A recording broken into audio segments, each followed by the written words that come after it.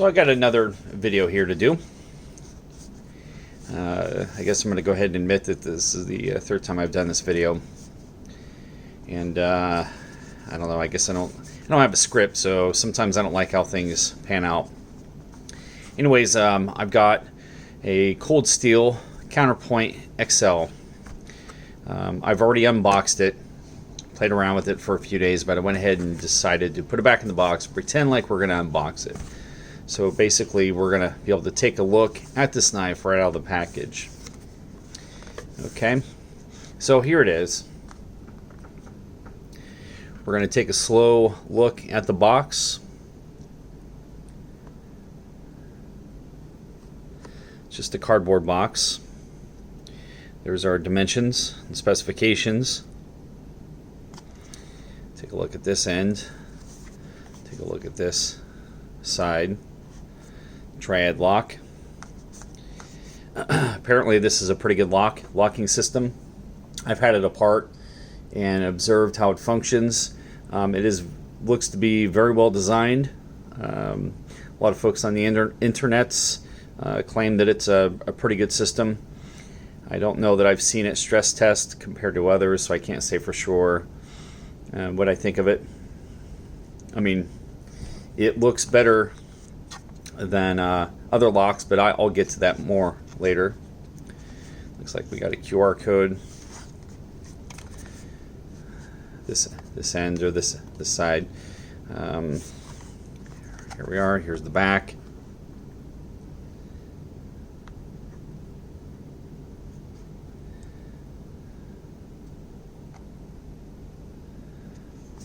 Okay, I think we got it all there. Okay, so let's go ahead and unbox it. And like most Cold Steel knives I've been getting, they come in this style of box with this like bubble wrap sleeve. And here's the knife itself. I'm going to say that I got this Monday, and I think this is Tuesday night. I think. Yeah, so I just got it yesterday. I guess we'll zoom in on this thing and kind of share my thoughts about it. And you know, one thing maybe I should have said right at the get-go is this knife came out in I think it was 2014. Or 2013. It was scheduled maybe in 2013, but it came out 2014, I think. So it's not a new knife, it's just new to me. I did purchase this brand new. This is one of the more expensive knives that I've ever purchased. I don't know why it's as much as it was, but when you have an objective of giving yourself peace of mind and knowing that in a self-defense type situation you've got a nice tool ready to go, what's $90? So yeah, that's what I paid for it. So one thing I'm going to do in this video is I'm going to be zoomed out quite a bit, and I'm going to handle it and talk about it quite a bit. And when I was watching other videos of this YouTube, which by the way there's not very many, I could not get enough of looking at this thing. I was amazed with how it looks. It also feels very, very good in the hand. It feels very sturdy, well built. I am not afraid of this closing on my hand, and we'll get to that. We'll get to that in a sec. Okay, so if we were to take a closer look at this knife, we're going to start with, I don't know, maybe the handle. The handle is plastic, or I guess I don't know what you would call this. I'd call it a handle, but it's basically the handles has multiple screws holding it together, sandwiching the blade against aluminum. There's like these aluminum pieces in here that are very thin, surprisingly. Okay. When I first saw this material, Well, let me back up and say that when I first saw this knife, it was smooth. And I saw a few people commenting about how it was too smooth. And then when I went to purchase one, I saw that it wasn't smooth anymore. So apparently Cold Steel listened and made it not smooth anymore.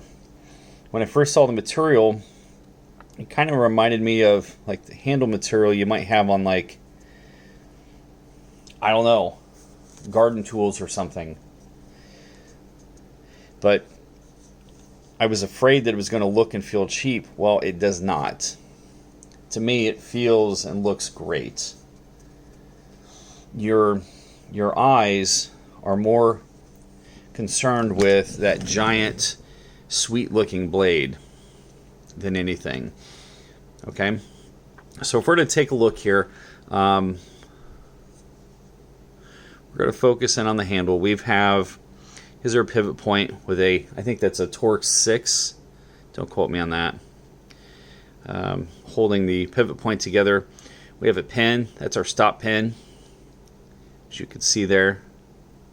Passes through on the other side. We have another pin here. This pin is for this locking bar. This locking bar is what gives us that lock. We push here, it stays there, it lifts here. Okay?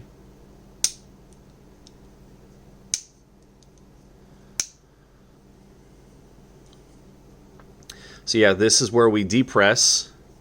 I will get to this in a second. I will tell you that I have an objective to make sure that I can open and close my knives one-handed. And it took a little bit of work, but I got it. And it closes just as it should, and it locks just as it should.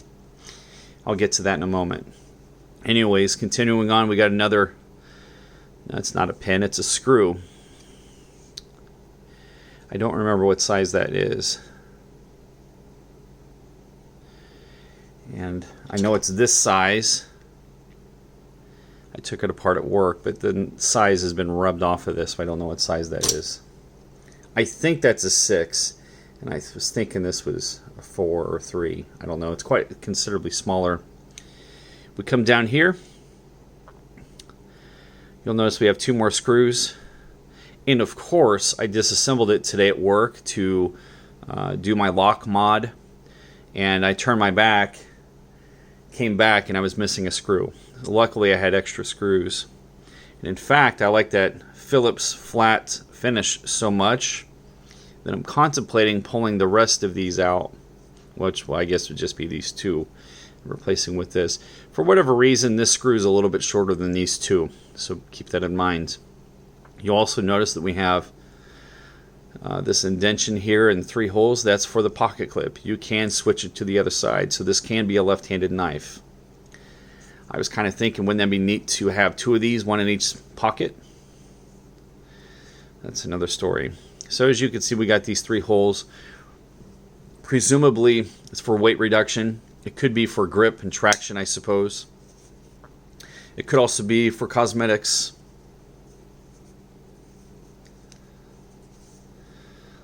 Coming over to the other side, we have pretty much the exact same thing. Instead of a Torx screw, or bolt, rather, we have, I don't know what you would call this, but it's the other side of it.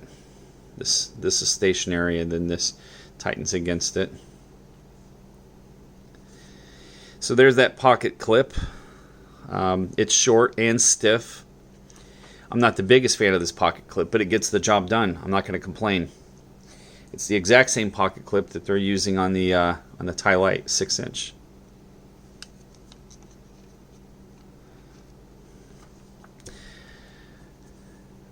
There is a very good chance I'm going to be painting this, and I don't care if it looks professionally done. I don't want this shiny chrome looking metal everywhere. We'll get to that a little bit later. We do have a lanyard hole. I've never really used a lanyard hole before, but a part of me thinks that, hey, maybe I'll check that out sometime. If you've got a lanyard you can slip your hand through and then grab your knife, this isn't getting kicked out of your hand. Well, it might get kicked out of your hand, but I don't know. I'm not sure if that's even a good idea. Might swing around and cut your hand off. So that's, well, I guess I can talk about this. The end of the handle has an indentation. I guess you got to style the end of the handle somehow. I've seen folks say that it's so that you can put your thumb up here. Possibly. I mean, that would work, I guess, but whatever.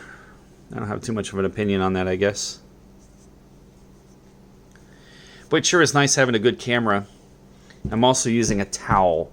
This towel does not reflect light back up off of the surface like the table would. Also, it doesn't interfere with the contrast here. So we have a black handle and a shiny blade, and it kind of can throw the camera off a little bit. I've seen a lot of folks shoot on white tables. It throws it off, and I've seen people shoot on black tables. It throws it off. And then what I was doing, I was using a wooden brown table with all kinds of glare. So it's kind of nice to move on up in the world, I guess, a little bit. Look at that shine of the pocket clip through the holes. I got a little bit of a glimmer there. We're going to need to take care of that. So talking about the blade. They claim this to be 6 inches, and I think they're stretching it a little bit. I measured 6 inches from that very point, that very edge back here, all the way to the tip. So not even really in a straight line, diagonally to the tip. It's right at 6 inches. Does it bother me? No, not really. I can't ever remember that dude's name that runs Cold Steel. Seems like an alright guy. I kind of like his videos. I like how he handles and talks and thinks. But he said something about trying to satisfy something about laws. Because he said something about how laws will... The law will measure a blade at its weak or longest point-to-point measure.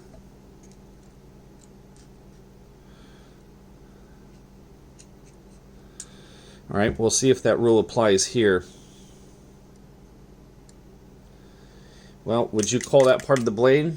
It is part of the blade. You take the blade off, these come with it. I mean, that's kind of what they're doing here. They're measuring all the way deep down in here. They're not going deep down inside. That's a little misleading. I shouldn't state that. But they're going from that very edge back here to up here to get 6 inches. On this knife, on the Luzon, they're going right to the plastic, I think. Yeah. So if we went on back farther, we can measure to the back. So I don't know. I'm not sure if that's a little bit of marketing mumbo jumbo. I don't care. It's not a bad size. I like it. Maybe there's some other factor that they're not telling us, which is okay. Okay by me. Very happy with the product. So let's keep looking at the blade. We have a thumb stud on either side. I think I read that I'm going to learn about these steels. I don't know about the various steels. I was thinking I read that this. I keep wanting to call it ASUS, but it's AUS 10A, I guess. Taiwan. I don't really know what that means. I could have swore that someone said that this was Japanese steel. And from what I know about manufacturing, the Japanese have had their stuff together for quite some time. This is probably shortly after World War II, maybe. I don't know.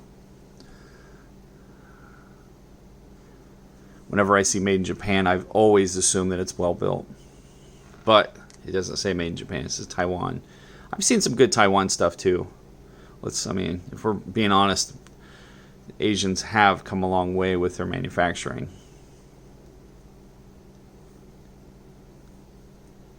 But that's another topic. So, I've heard some folks refer to this as a stiletto. As far as its design and shape, I guess I would disagree with that. I would consider this more of a stiletto. I guess I'm pointing them this way because my camera is not flat. It's like this, and I think it makes the blades look short when I turn them like that.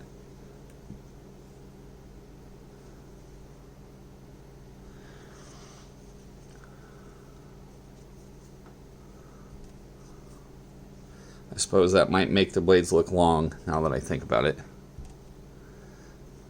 It'd probably be best to turn them sideways. So, I don't know what's still... I was not saying that word correctly.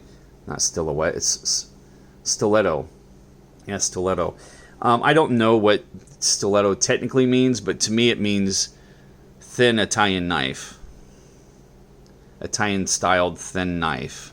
And I would say that this meets that criteria. And the point, the reason for the thinness, my understanding, is to puncture through body armor, or to puncture through ribs, to basically for stabbing.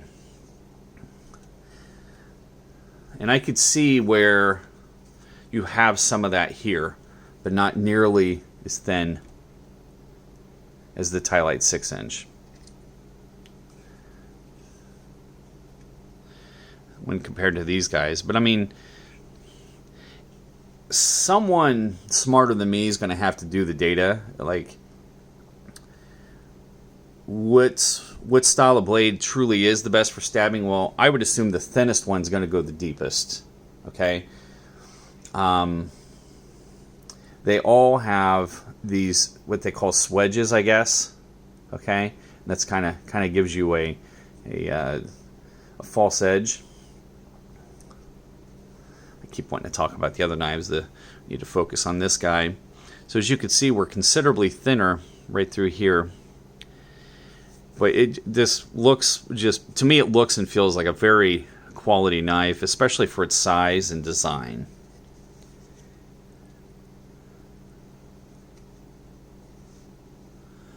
I believe we're 4mm thick here. Let me see here.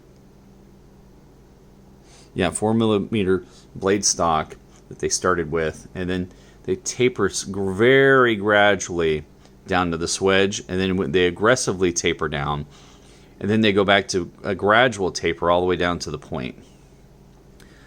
I've seen some folks mention that you can sharpen that, and I just want to point out that sure, you can sharpen that. If you wanted, you could even sharpen the handle, but it's not going to make it a good idea. When you close this knife,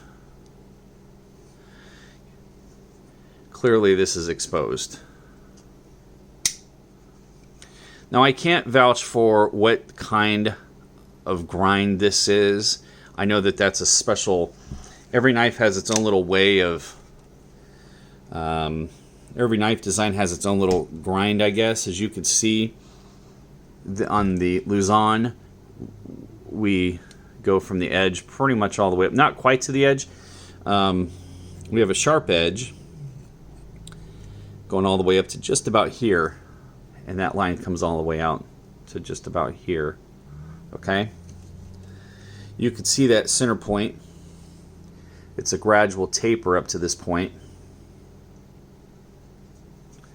It's nice looking, and it seems like, I don't know, I feel like it's going to last forever. I could be wrong.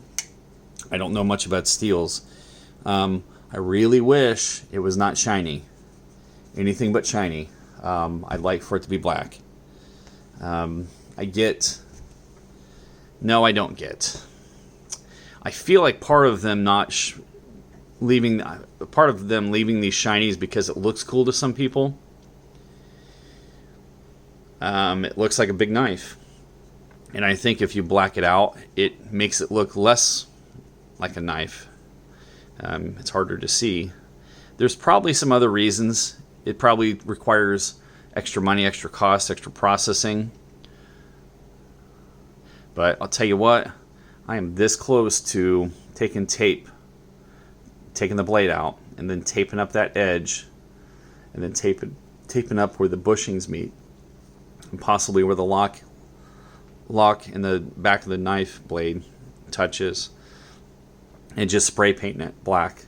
Even if it just knocked the shine off, I don't care what it looks like. You know, and I thought about, well, do I want to cover this? Well, I don't think it's super important. It might help me remember what this is. I guess I'm tempted now to specify what the XL means. It means extra large. Cold steel a lot of times has knives that do well, and then they decide to make an extra large version. This particular knife family, I believe, is called Counterpoint, and there's 3 different sizes. This is the big one. I believe there's a 4-inch that they call Counterpoint 1, and then there's a Counterpoint, a smaller one that's probably got a 2.5 or 3-inch blade. The smaller one is probably more along the lines of this size, if I had to guess. I think that's close to a 4-inch blade. That's a CRKT M16 14 SFG.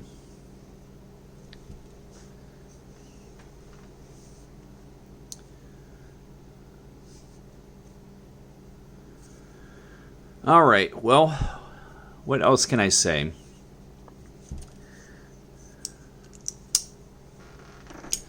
Well, to me, one of the number one reasons for having a big knife is for self-defense.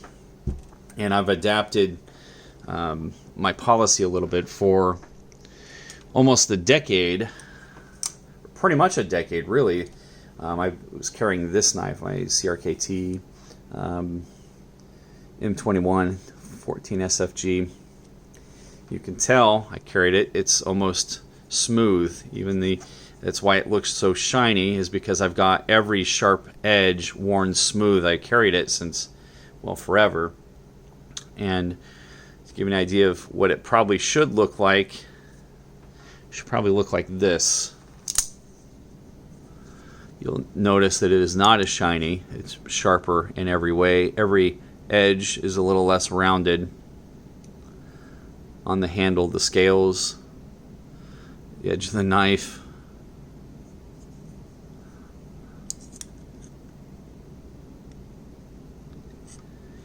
No complaints though. But yeah, this was an adaptation. I've adapted my policy. I decided to take my self-defense with knives a little more seriously. I can't guarantee I'm going to stay that course. I might get back into MMA training. Get into shape, lose some weight. It'd be nice to know that I can go up a flight of stairs without having a heart attack, lose my breath. I have a basement. It's finished.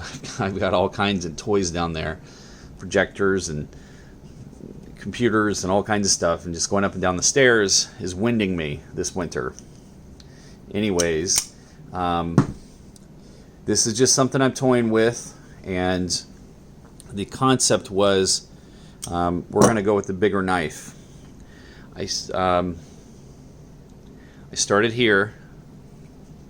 Actually, I was going to go with a 4-inch tie light. I had a 4-inch tie light.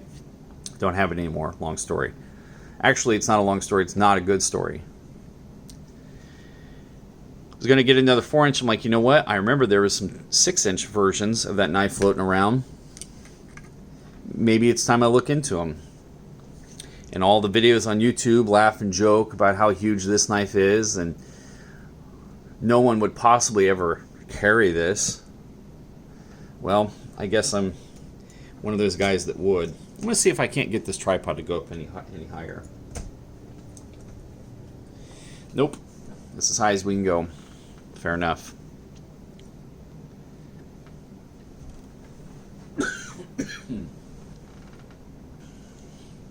Well, I like my tie light 6-inch. I like it a lot. And I decided I was going to start carrying this, but I need to use my knife. I need to use a knife sometimes in front of customers. Customers, employees, and so on and so forth. And I don't feel safe getting this out around people. I feel like they're probably going to judge me. Now, when it comes to my friends and family, I don't care so much. My friends and family know me. When it comes to work, I'm very private. I try to be somewhat professional and keep personal things quiet. But I will not have a problem carrying this in conjunction with a small OTF. I have no problem whipping this out in front of a customer or someone and opening a package and putting it back down or putting it away. It's just a utility device to me. That's all this is, So, in fact, maybe someday it'll be used to save someone's life. We've got the glass breaker. We can use this to cut a seatbelt if we needed. Who knows? That's the Atomic Defender. I got a video up about this as well. So I'm okay with these little OTFs as being my EDC. And then something large for self-defense. Something big and fast and safe. Safe for me, the guy that's holding it. I want a good lock. I want the knife to deploy quickly. The blade to deploy quickly. And I want to know it's going to stay locked. Well, anyways, I evolved that concept slightly and went with this guy here. I guess we can leave him in frame a little bit. The Cold Steel Luzon. And I thought, hey, that's basically a slightly bigger version of this guy. Different style handle.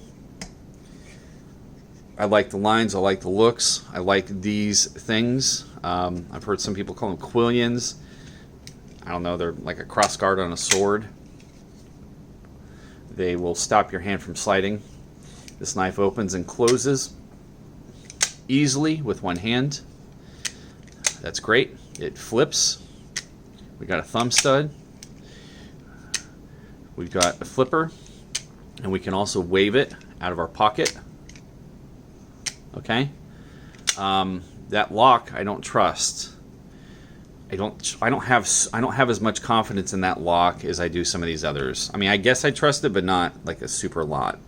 And I don't think Cold Steel does either, which is why they supplemented it with this. This moves a little piece of metal in there. Boy, this camera is awesome. It gets right in there for us. I'm going to have to redo all my videos with this camera. So that keeps this from going down. It doesn't keep it from going that way.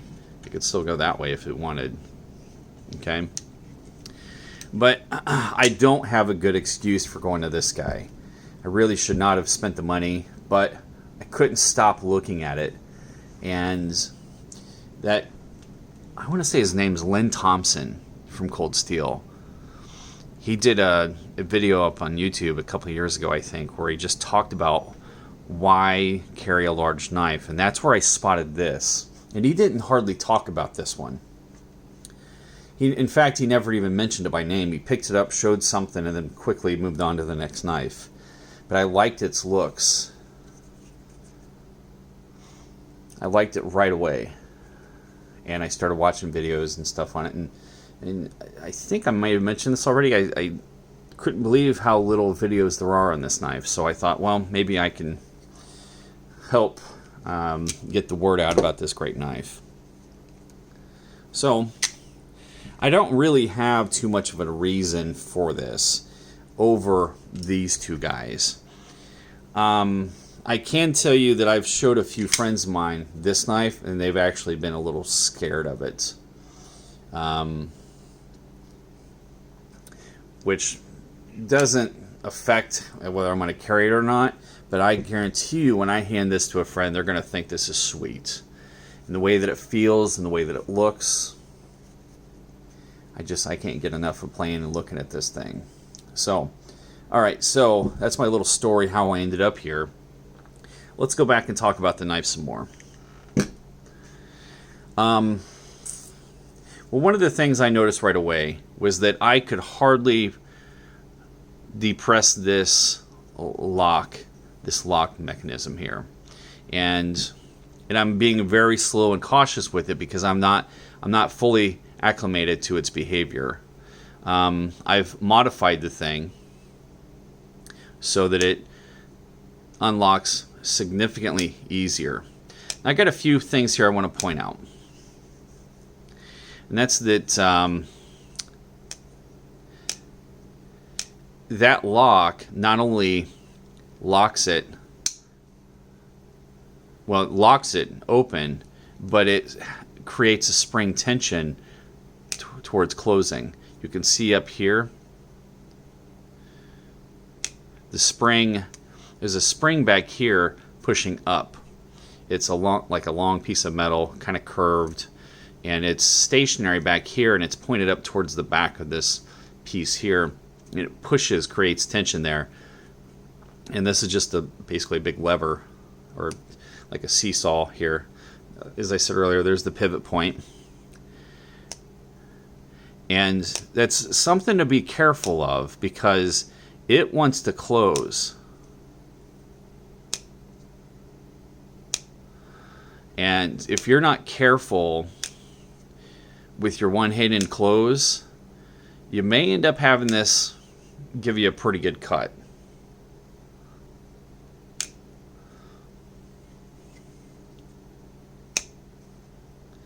Again, I think this is important to notice. Now, I'm happy that it keeps this tight.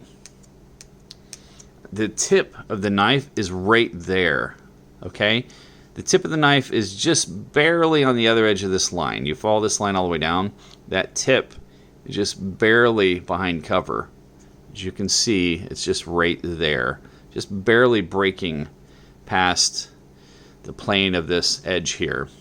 Okay, which is one thing I thought was peculiar.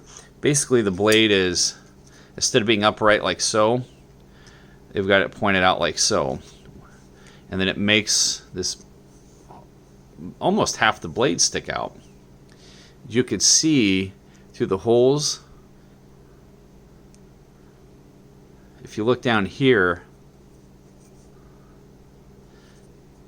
it's not even getting close, but to being fully inside the handle. And I got to looking at it, and I guess it was a design. They you know, I'm not an engineer or a knife designer, but basically what they're up against is that this edge of the knife, the cutting edge, and this portion of the blade, watch how close it gets to the inside of the here. And I know you don't know how thick this is. As you can see, it's almost resting up against this. I know you can't see that for sure, but I mean, if this was only 3 millimeters thick or 4 millimeters thick, I mean, it's right in there, right in, almost against it. Same with the spring. The spring, you could see the spring. I think the spring is closest to the blade back here behind this plastic. You can't see. You could see the spring through the holes. It's that it was black and it was all one nice, neat looking piece of metal. I've since removed it and modified it to make this one-hand operation. The thing you got to be careful with, and I'm still, as I said, getting acclimated, is that now that I can do it with one hand, I'm letting the blade fall against something if I'm holding it upright, because I don't need it to have gravity bring it on down to here and then the spring take it and close it on my hand. And if you're jerking it, trying to jerk it closed or whatever while you're doing that, boy, you still, even with my modification here to make it so that I can close it with one hand, it still requires a huge amount of force. I don't know if you can see my thumb. That's from just now. So the ends of my thumb are numb again, kind of like how they were when I started getting into these OTFs. That's okay. I'm playing with them, getting acclimated to it, getting used to what's going on. I haven't cut myself yet. I've cut myself with this one. I've cut myself bad with this one. I even stabbed myself with this one. Stabbed myself in the leg.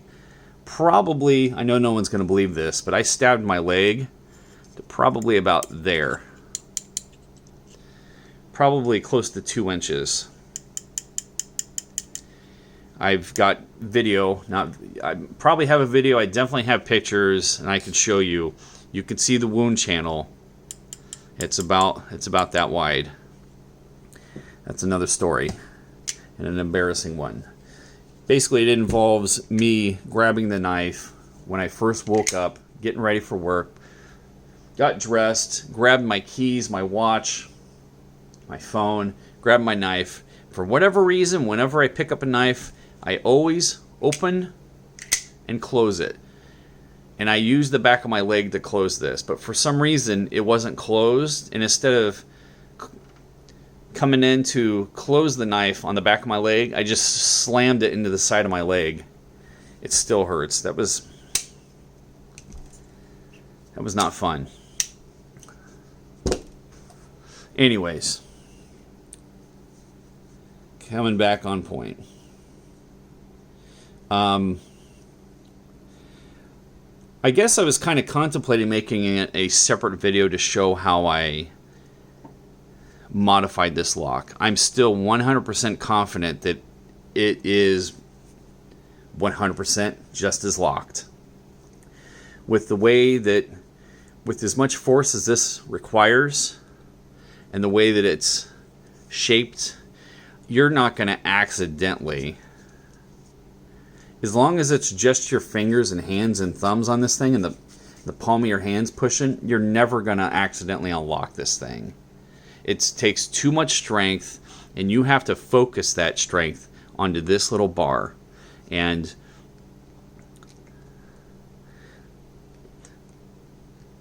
I mean, I'm trying from the side of my finger. I don't have enough.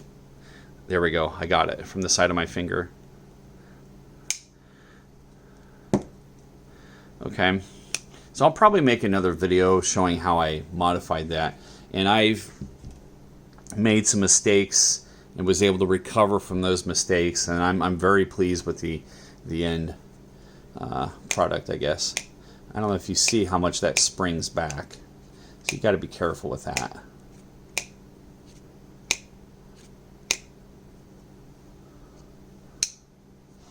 You know, what else can I say? Well, I guess I can show how it looks in the pocket. And again, I've got my normal trash around the house.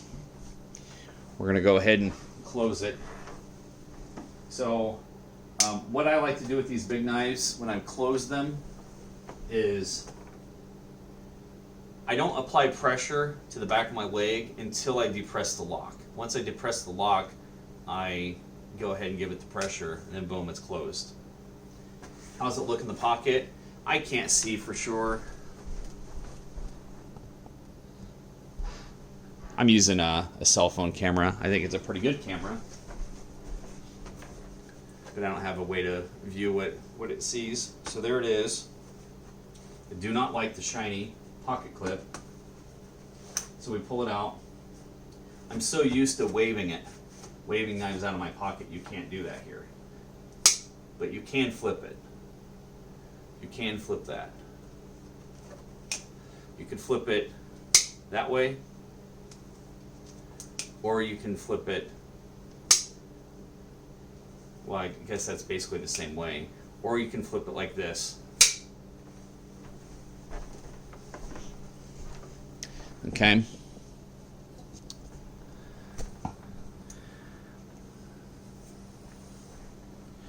So again, I'm trying to be careful.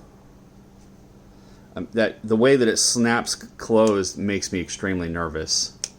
I've contemplated even tightening this screw a little bit so it's not so it doesn't move so easily.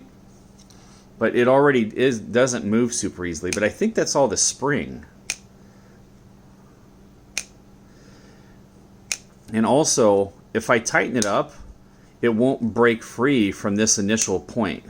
I need for it to break free from that point right there. We need for it to go from locked to unlocked, and then from here you can safely do what you want to get it closed.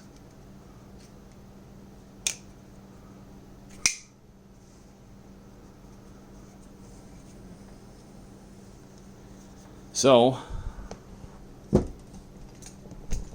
what else can I say?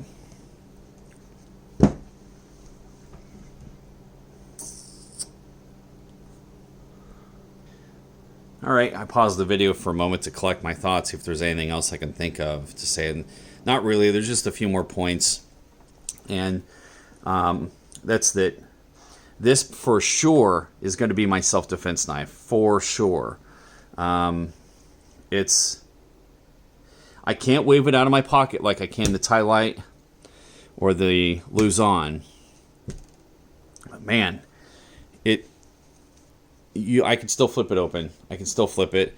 It even has me thinking, the more I'm playing with these knives, and not just these, but all of my knives, the more I'm thinking about modifications and how cool it would be to make my own knife. And I've got some ideas for a knife, but as far as ideas for this knife, I guess I was thinking, I probably won't do this, but it would be cool to cut a little notch right here. Just a little notch. I know that's going to weaken the stop, so I'm not going to do that. Cut a notch or remove these thumb studs that I'll never use and put something in there that'll catch the edge of your pocket. I haven't even been able to imagine what that would be, but if you can get something that'll catch the fabric as you're pulling it out of your pocket, you can wave it. Okay? I think that would be great. And we are so close to getting what I would consider a dream knife. And I've got some ideas for what my dream knife would be. It would be something like this, but it would have these quillions or whatever these are called on either side. So you can flip it. You can wave it.